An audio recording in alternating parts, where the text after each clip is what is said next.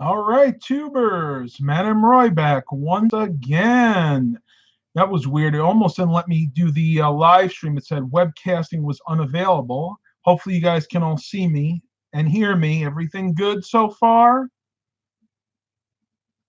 I'm guessing not because oh, there we go. 16 watchers. Hello. Eric Brunhammer said, yar, yar. Oh, Eric, I want to let you know I did watch a little bit of your live stream last night, even though it wasn't during the actual live portion. I too am not getting the notifications. Incidentally, if you want to get my notifications or anybody's notifications, make sure next to where it says subscribe, you click that bell icon. That enables notifications. I've had a lot of people asking me about that the other day. Stephen Barber seems like he's getting the emails, the notification emails. If you don't want them, that's fine. But if you do, because I have quite a few people asking me about those. Actually, let me pull it up and see who it was that was asking me about that the other day, because I'm curious myself.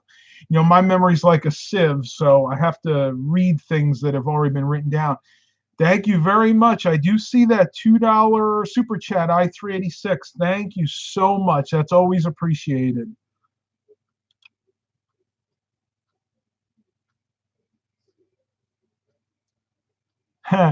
Thanks, Stephen. I really appreciate that, calling me his favorite YouTuber. I always try my best. Looks like Eric Brunhammer gets them as well. The system is not perfect. Believe me, I've had people tell me that they have notifications enabled and they're still not getting them. So YouTube does the best that it can, really. I want to look that up really quickly. Paul in Arizona was the one that says he never gets them. He actually says, why don't I ever get the live stream alert? Getting really frustrated with this nonsense. Well, Paul from AZ, I assume that means Arizona, but his actual account name is Paul in AZ. If you're here, make sure you click that bell icon. That's all I'm going to say about that. I'm going to move on from here. We'll wait another minute or two, see if we can get a few more people here before I kind of get into what I need to talk about today, which I know you guys are going to want to have an update about. George Blakely said he gets the notifications. Yeah, as long as you have that little icon clicked, you should be getting them just fine.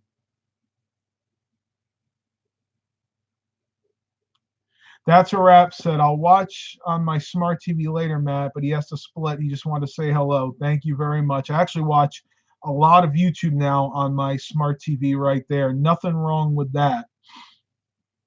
Okay.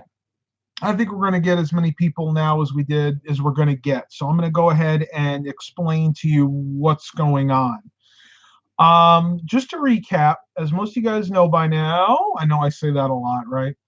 I purchased 28 Dell Precision T3500 workstations on eBay. I was really excited. Initially, I said, man, this is a great deal. I mean, I can get these. I got them for a really good price and, well, let's say under $1,000. And basically, I got them here. And I noticed a problem almost immediately. The first two or three that I plugged in, the power supplies popped. I mean, literally just popped. When I put them in, you could hear the sizzle a little bit in there. It tried to turn on for a second, and then just little spark coming out of the back, and that's all she wrote, folks. So I'm like, okay, something really weird is going on here. So once I realized there might be a problem, Dad and I came up with the idea. We took all the computers that were all in the garage. We got a whole bunch of power strips, plugged a bunch of them in there, took a bunch upstairs, plugged them into the guest room here, and plugged a few more elsewhere in various rooms. So I wanted to make sure it wasn't a problem with the electrical system, which I already knew it wasn't, but I wanted to humor the seller because by this point I'd already contacted him because I'm freaking out. I'm like, oh my gosh, what is going on here? Why are these power supplies all popping? So I let that go for a few days. I had all these computers plugged in.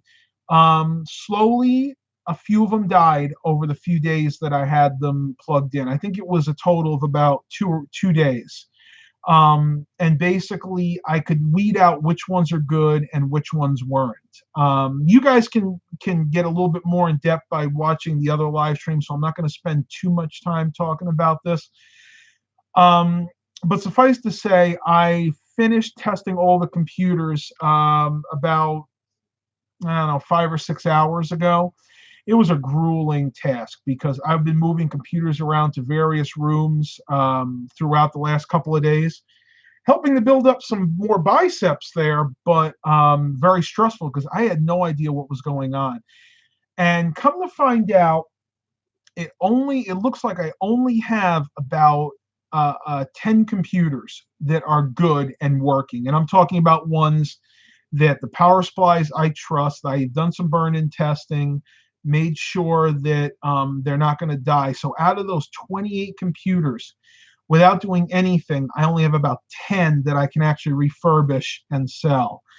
That's a problem because I paid quite a bit more than is worth just 10 of them to me. In other words, the other computers are going to be good for parts. I may, at the end of the day, try to get some extra power supplies for these on eBay. They are available, but they're expensive. Used, they're about $40 a pop, and new, they're about $80 a pop. So I don't know what I'm going to do at this point with those, but the way I'm looking at it right now is I have about 10 computers that I'll be able to refurbish and resell. I have the hard drives sitting right over there for them.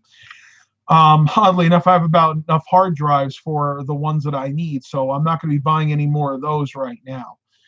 So with all that information, I went back to the seller, and I got to give credit to my father because he helped me out with this a lot. We had to word it. I wanted to word it very carefully because at this point, I knew I needed to get a partial refund at least. So I went back through eBay. I requested a partial refund to this guy.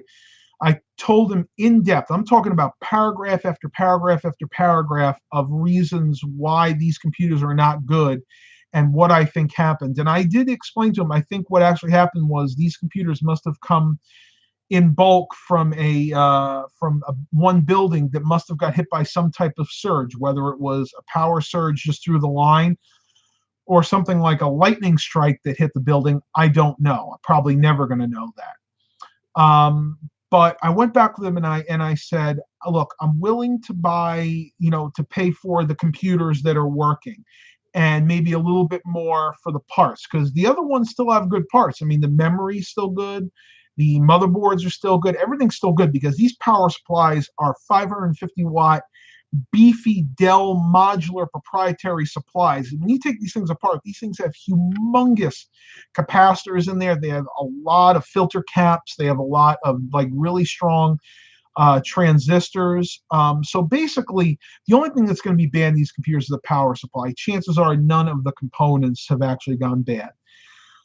That being said, I got an offer about 2 hours ago from the seller to refund half of my money.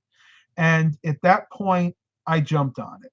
Now, could I have held out for more? Probably. To be honest with you, I probably realistically should have gotten about a 60 to a 70% refund, being that not half of these computers are fixable. See, I got a little something on my mouth there. But there's a couple reasons I didn't do that. Number one, I do realize that at the end of the day, I'll be able to use a lot of these computers for parts. And I may even be able to fix some of them. Buying power supplies is not something I really want to do, but if I can get another 4, 5, or 6 working by shelling out 30, 40 bucks for power supplies, I'm perfectly willing to do that. So that's the reason why I accepted the 50% refund.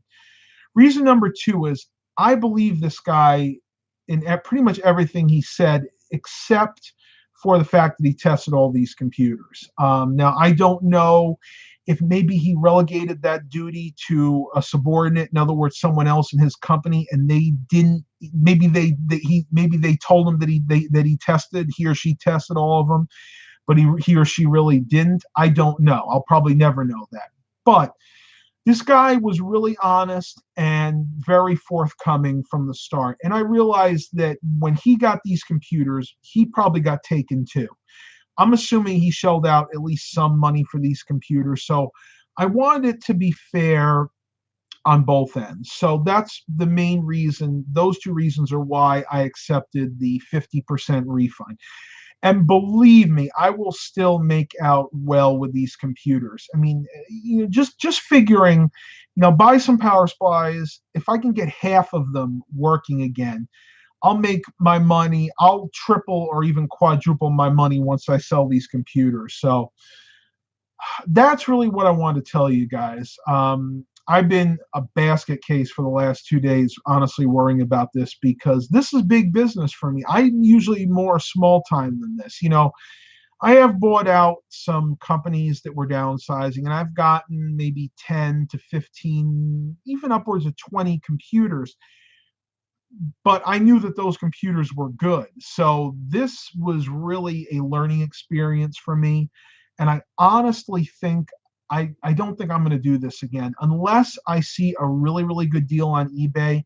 And if I do decide to buy the computers like that in bulk on eBay, I'm going to factor in that half of them might not work. So that's where it stands right now. I'm feeling a lot better about the situation, hoping that I don't have any more. Now, bear in mind, there are some computers I've only done what I call level 1 testing, which is basically turning them on, letting them run for a couple of days, and making sure the power supplies don't die. The next step is going to be taking the computers that tested good, which I actually have in that closet over there, and I'm going to throw hard drives in there, load Windows, and then do some burn-in testings just to make sure those supplies are good. But the good news is I have 3 all ready to go that I know are good. So I'm going to make my money back and then some right there. So that's my story. I hope you guys agree with me. If you don't, that's fine. You can let me know what you think. So let me get into the chats here because I've seen a lot of people asking questions. Yes, Ruben. I will be showing you guys the refurbishment process on one of these Dell Precision towers. Now that I know what's going to happen, basically, I feel comfortable doing that because I didn't know if I was going to have to send these things back. Luckily, I don't have to.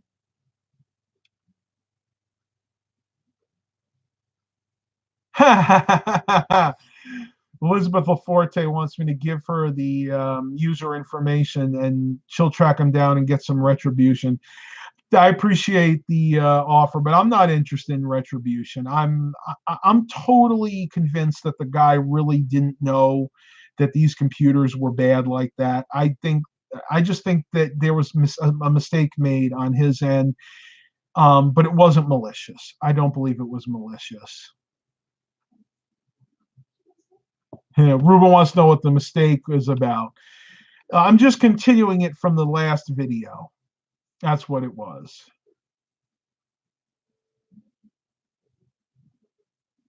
Ruben had lightning on Friday night. Well, I hope you had your computer unplugged because, yeah, you don't want to have a repeat of what I'm dealing with right now. I36 says, I think I saw some power supplies for those for $35. There might have been a few. I'm averaging this out. Basically, when I went back to the seller, I had to give them the average of what they would cost because even though there might be some right now for $30 or $35, when I go to buy them, they may not be available. So I averaged out what I saw, and I said average they'll cost about $40 for used and $80 for new. But that's a good point. I may actually be able to pick some of those up, and I probably will. Just looking at eBay right now, there's some pre-owned ones right now going for $33.99, $34.50. There's one for $30 without the harness pre-owned. Actually, I didn't see that one before. But you got to watch it because a lot of times they want you to pay shipping, and shipping can be a big expense. And I want to address this issue. Somebody before had mentioned that they thought that you could use an Charlie Lipinski said he thought you could use a off-the-shelf power supply. I don't believe that's the case, and I need to look at the motherboard again to be sure. But it has a proprietary power connector for the CPU power. The ATX power connector is the 24 pin. That's fine, but the connector that goes to the CPU. Hang on a second. Let me pull this one apart real quick. I'll tell you guys really quick what it has. Let's see. I'm still here, so don't think I left you guys. I'm just checking on this real quick and see if I can see where it is.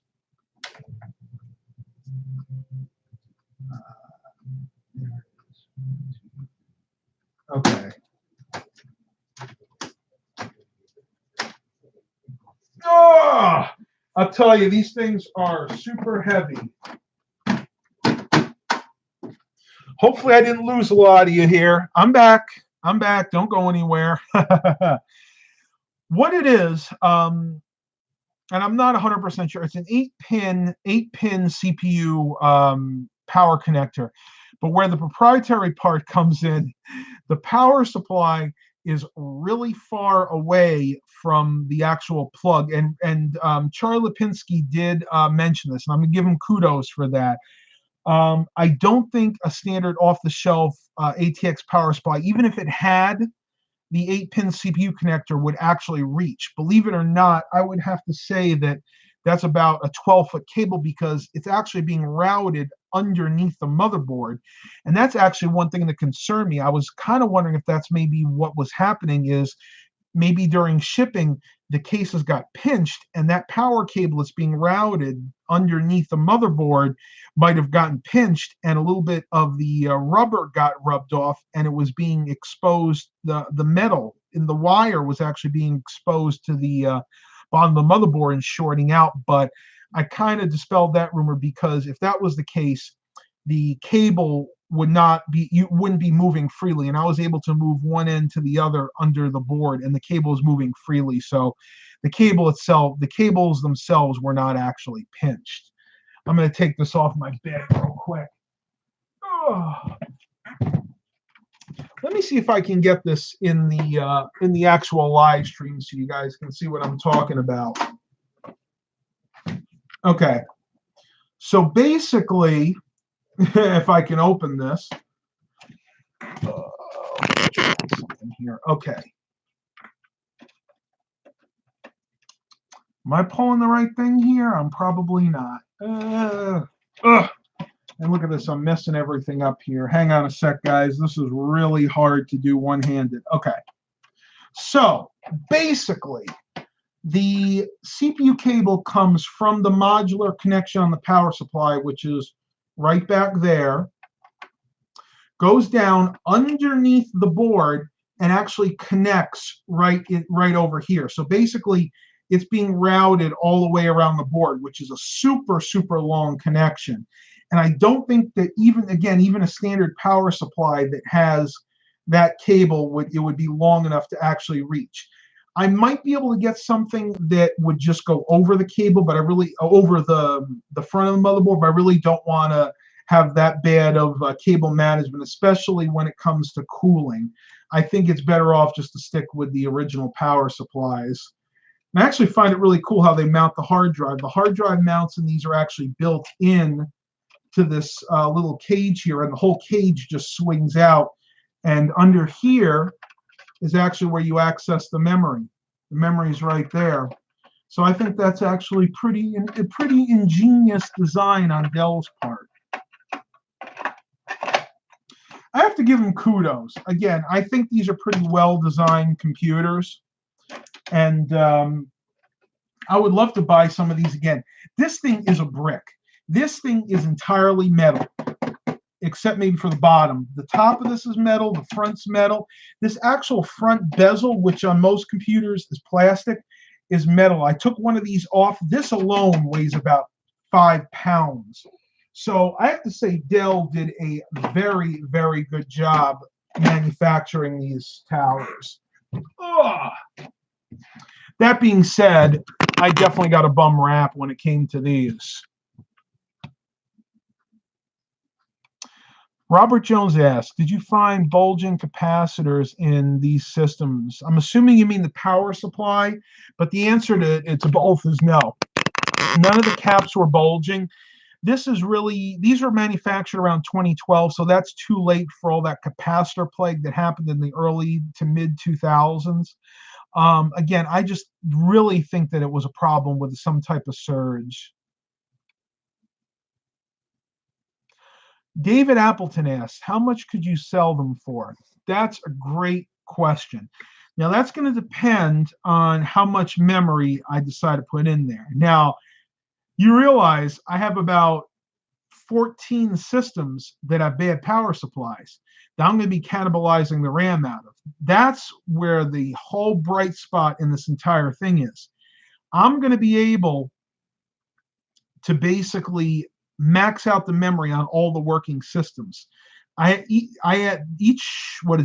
system has 6 RAM slots, and now I have tons of extra RAM sticks. They're all 4 gigabytes. Every one of these computers was configured, I think, with like one. No, I got to rephrase that. Now I'm thinking about this. It's not. I wasn't right. Okay, each system had 2 gigabyte sticks. So if we have 6 slots, 1, 2, 3, 4, 5, 6. So I can put like 12 gigs of RAM in there. That's still not bad. I don't know why for a minute I was thinking that they were 4 gig sticks. They're actually 2 gig sticks because they're 2 gig sticks in each. So I'll be able to put about 12 gigs of RAM in there, which again is not bad. What I'll probably wind up doing is putting 8 gigs in most of them because that's really more than most people will need, especially for these kind of systems. It's late at night. I'm sorry. My mind's not 100% right now.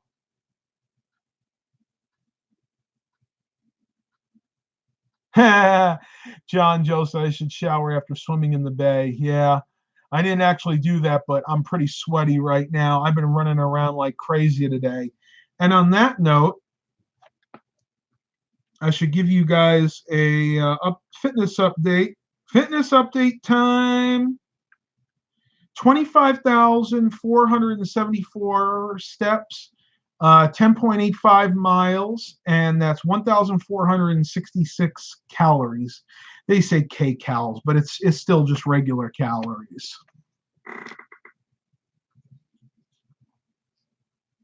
Interesting. Trader One Up says he has a Dell and it just needed a connector. Yeah, I'm going to look into that too. There might be other ways that I can do this cheaply, other than buying the original power supplies. But another reason I want to buy the original power supplies are an off-market one is going to cost me about that same price anyway. And I'd rather stick with the Dell brand because these are big, very well made 550-watt modular server grade power supplies. So if I get myself a whole bunch of these power supplies, let's say I find a good deal on them, maybe somebody's willing to deal. I actually have some feelers out through some of you guys out there that may be able to get me bulk shipment of the original ones. Where was my mind? Okay, well, the fact that they're the original power supplies means I won't have to make any compromises with video cards. I have a lot of customers that may want to buy these for video gaming, and they might run right out and buy themselves like a new NVIDIA GeForce GTX 960 or 980 or something to that effect. And these power supplies will be able to handle that. Whereas if I buy a third-party one that's maybe 400, 450 watts, they may not be able to handle those higher end cards. So that's kind of why I want to try to stick with the original Dell power supplies if at all possible. Plus, they all have the 6-pin PCI Express power plug that most of the modern graphics cards need.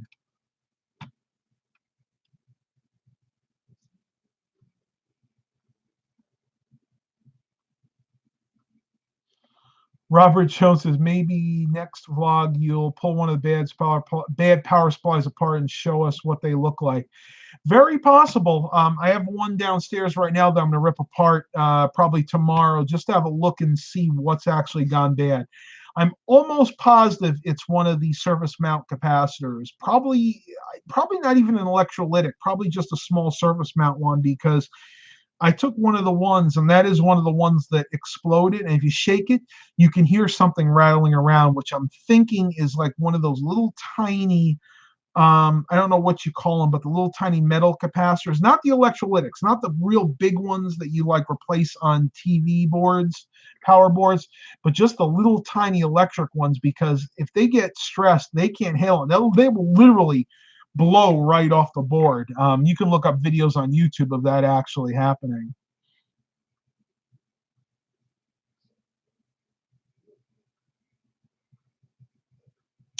Trader one up, Co-Meet 24-pin to 8-pin ATX power adapter cable for Dell Optiplex 3020, 7020, and 9020, and Precisions. Yes, if you can, please send me a link to that. Must have gadgets 24-pin. I got you. Yeah, send me any information you guys have about that because I'm going to really look into that. Tyler got in here late. Okay, that's all right. Yeah. I just go ahead and watch the video from the beginning again if you don't mind, or I'll try to send you. I'll try to Skype you later on. Okay, roll over. I'm gonna Trader one. I'm gonna look that up really quick.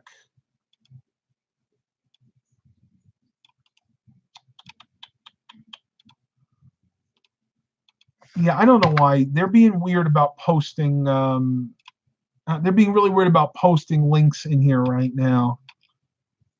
Okay, so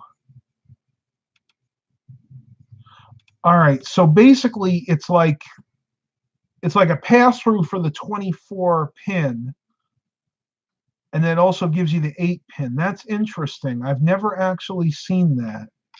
I wish they had a better picture of it. Yeah, here we go.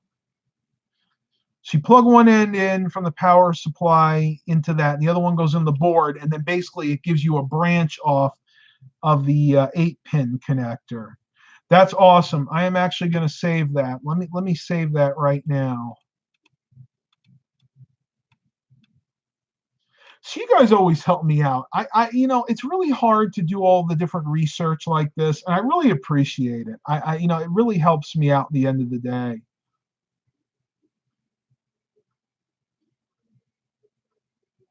The Ruben wants to know about that one right there. Yes, that's the Dell Precision T3600. Um, I don't know. I haven't decided what I want to do with this. The other day when I was at Best Buy, and I showed you guys the Guardians of the Galaxy Volume 2 record that I got. I also bought something else, and that is this right here. 240 gig PNY SSD. This was on sale for 52 bucks. Great deal in my opinion. And I've had really good luck with these. One of two things is going to happen. Either this is going to go into one of the Dell Precision T3500s, or I'm going to go ahead and put this in that Dell T3600. I don't know yet. Don't ask me what I'm going to do. I don't know yet. I'll let you guys know as soon as I decide. Right now, I've had some other expenses, and I just need to start getting these computers ready for sale and reselling them because I don't think I told any of you guys yet, but I actually had to just put about $600 of work in the van. I know I mentioned during the last live stream that I had it in the shop.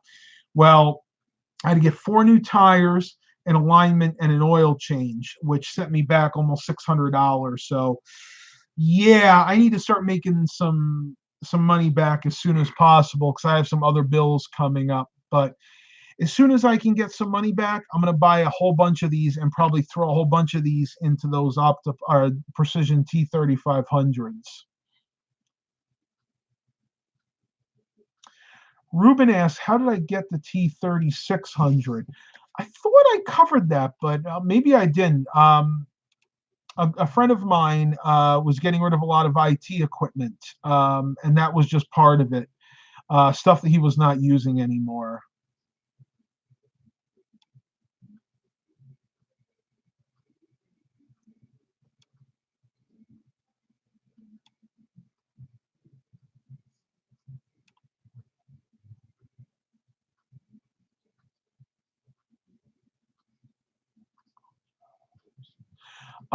Yes, Robert Jones is asking me if I could change the position of the optical drives from being horizontally mounted like they are now to being like vertically mounted like you'd have on a normal tower.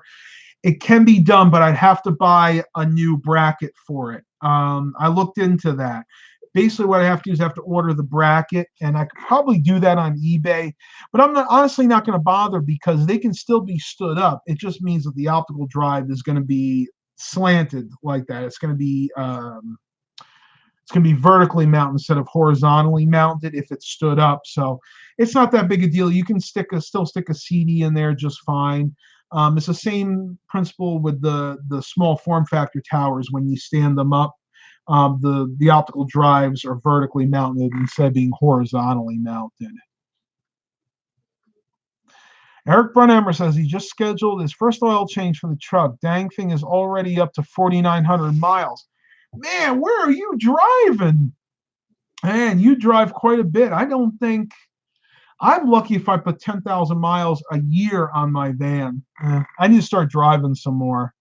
Maybe going out to some other locations to film them for the channel, right? Ruben, got to go to church. Go to church. I'm glad you were able to come.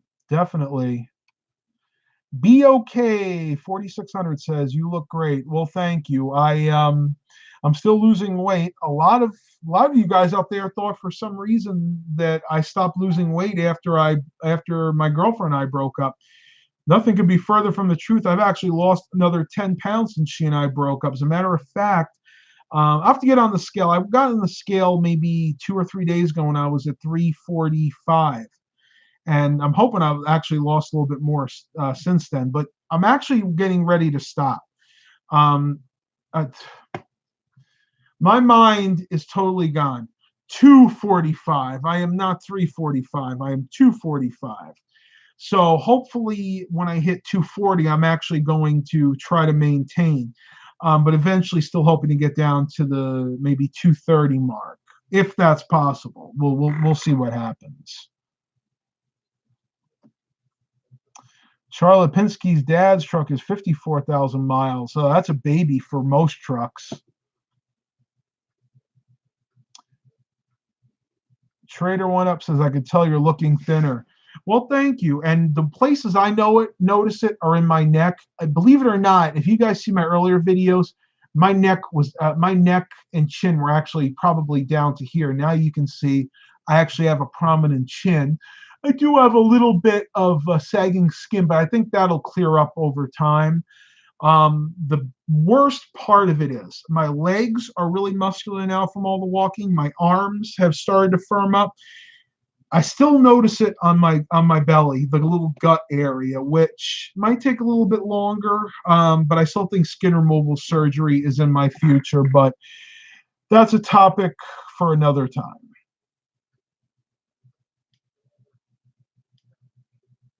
Charlie Lipinski, 2004 Ford F-150 with 129,000 miles. You should have a good way to go on that truck. If that's the 5.4 liter Triton V8, we're actually discussing that. You got to be really careful when you. It was funny when I was at the shop. I had a few minutes to wait while they were finishing up my van, and we got on the subject of that engine, the 5.4 Triton. And he said that, yeah, they're great engines, but you have to be careful when you pull the spark plugs out. They tend to break off in the engine. So if that's what you have, you want to be really careful when you're taking out your spark plugs. Make sure you don't tilt the wrench too much. Make sure you're exactly on that spark plug. Don't strip them because chances are you'll rip it out in there, and that is a major pain. They said to drill those out can take 2 or 3 hours.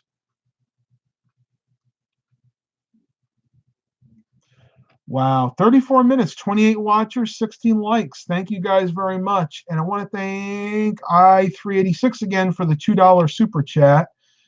And let me go in here and add that into the tally. So now we are at, make sure I'm getting this right, $9.22. Steadily getting to that $20 mark. I think I'm going to be going on that roller coaster this year. How about you guys?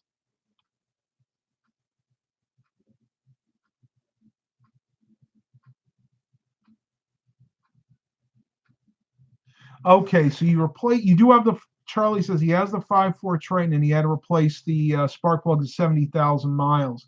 Well, that's good. You probably won't have to do it again for 100,000 miles, depending on which ones you bought. Most modern spark plugs are made to last a long time. BOK 4600 said just updated from Windows 7 to Windows 10. Oh, yeah. That's been a big problem recently. Actually, it's good for me, but a lot of my clients I've had to upgrade their computers, either change them out entirely or upgrade them from Windows 7 to Windows 10 because of Microsoft support issues with Windows 7 right now. Windows 7's in extended support, and they're not getting all the updates that they need. A lot of hackers out there are finding vulnerabilities in Windows 7, and a lot of my clients that were running Windows 7, doesn't matter what version, we're starting to get infections in their systems, spyware, adware, Trojans. So at this point, if you're running Windows 7, you better start thinking about upgrading to at least Windows 8, but preferably Windows 10.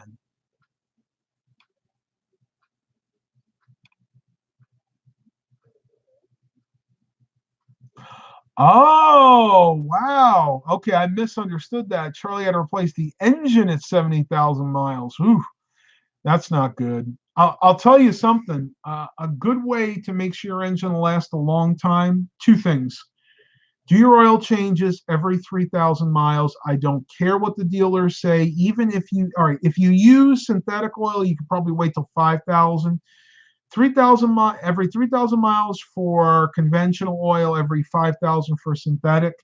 And the reason is your oil filter can only handle so much grime.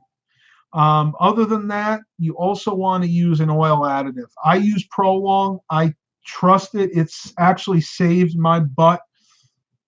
I don't know if I want to tell this. I might as well. I guess it's not. It's so far in the past. It really doesn't matter. When I was young and stupid, I had a 1992 Ford Taurus, and they were notorious for having their oil pumps go bad. And I was about 40 miles away from my house. Mom was with me. We were driving home, and all of a sudden the oil light came on. I'm like, "Hey, Mom, what's that? It looks like the oil light." And we were both like, it should be fine. We only have about 40 miles to drive. So driving home, everything seems fine. Get off the highway, and I noticed that the lifters are starting to tick, and I'm like, that doesn't sound good. Let's get this car home as soon as possible. So I get it home, and I walk in, and I say, Dad, I noticed that my red oil light came on. Is that something I have to worry about? And he's like, it came on. Didn't you stop when that came out? I'm like, no, I just thought it was like a caution light. And he's like, no, oh my gosh. So he goes outside. He's like, oh, I'm sure you've done your engine. And at that point, I'm freaking out. So he goes out and starts it, and all you hear is a faint lifter noise. He puts one of those stethoscopes on the engine, and he doesn't hear any noise, no knocking, no nothing. So he's like, you might have gotten lucky, son. So the next day, he diagnoses it as a bad oil pump because you could tell there was no oil pressure. We go out, replace the oil pump. Wasn't too hard to do on that car. And I'm on my way. The engine's perfectly fine. Turns out the only thing that saved my butt was about a month earlier, I had started using the oil additive, in my case, Prolong. And believe it or not, that actually stuck to all the vital components in the engine, because that 40-mile trip home, I had absolutely no oil pressure. True story. True story.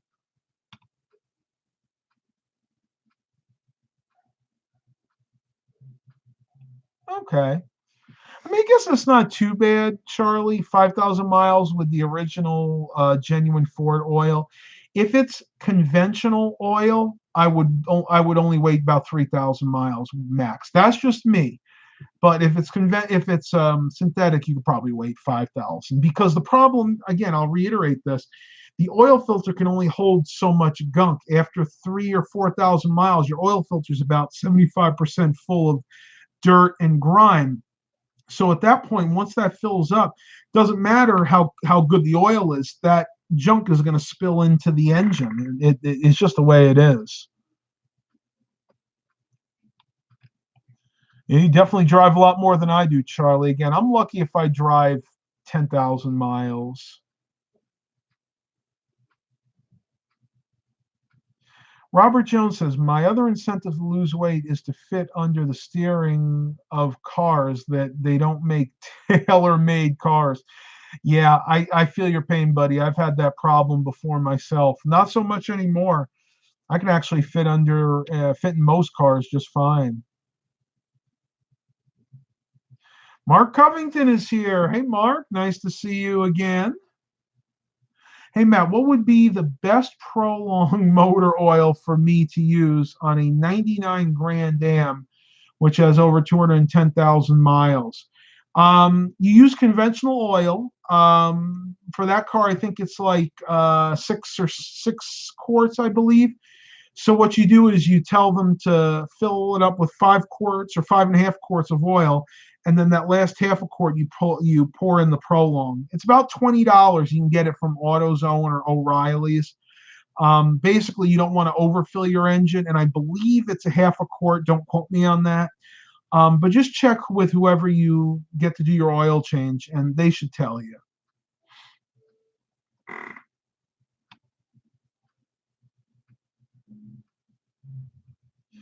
Jeff says, my 2013 Volvo XC60 only requires an oil change every 10,000 miles, and that's with conventional oil.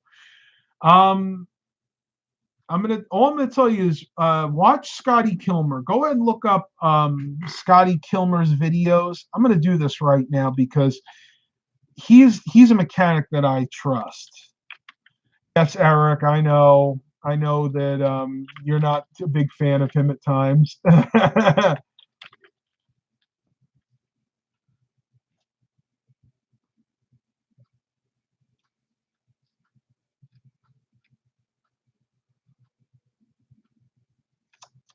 I'm trying to find the one. This is probably the closest one that I can find, but I know he has a better one.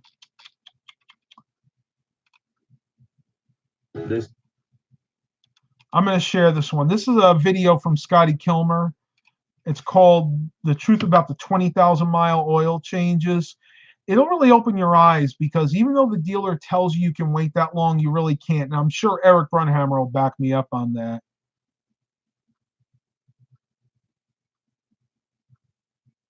Yeah. I'm glad to hear, Jeff, that you're doing it every 3,000 miles. I'm not a mechanic, so take anything I say with a grain of salt when it comes to cars. But I do a lot of research because I meticulously maintain any vehicle that I own, and I want to make sure that when I do have somebody work on it, I know what they're doing, and I know what needs to be done. Yeah, you're absolutely right. Every 3,000 miles, 10,000 miles is absolutely ridiculous. By that point, your oil is turned into a sludge that resembles thick maple syrup. Believe me, it won't work. I-36, Matt, have you seen the new Firebirds? No, I haven't, but I'll be interested when I do get a chance to see them. I love the old ones. They were so much fun. My uncle had one years ago, no, his was probably an early 70s one. And my cousin loved it. They used to drive around with it all the time and have fun. Unfortunately, it went the way of most vehicles up in upstate New York and just totally rotted out. Really sad. And by the end, there was more Bondo than there actually was car, believe it or not. All right, tubers, I'm going to have to end this because I'm starting to lose my voice. I actually have a few more things I have to do tonight. I hope you guys really enjoyed it. I wanted to make sure I got that information out. I didn't want to leave you hanging. Please continue to like and subscribe. Remember, if you want to get my notifications of the future live streams, One, make sure you're subscribed. Two, make sure you click that bell icon next to the subscribe button to enable notifications. And as always, have a blessed day, everybody.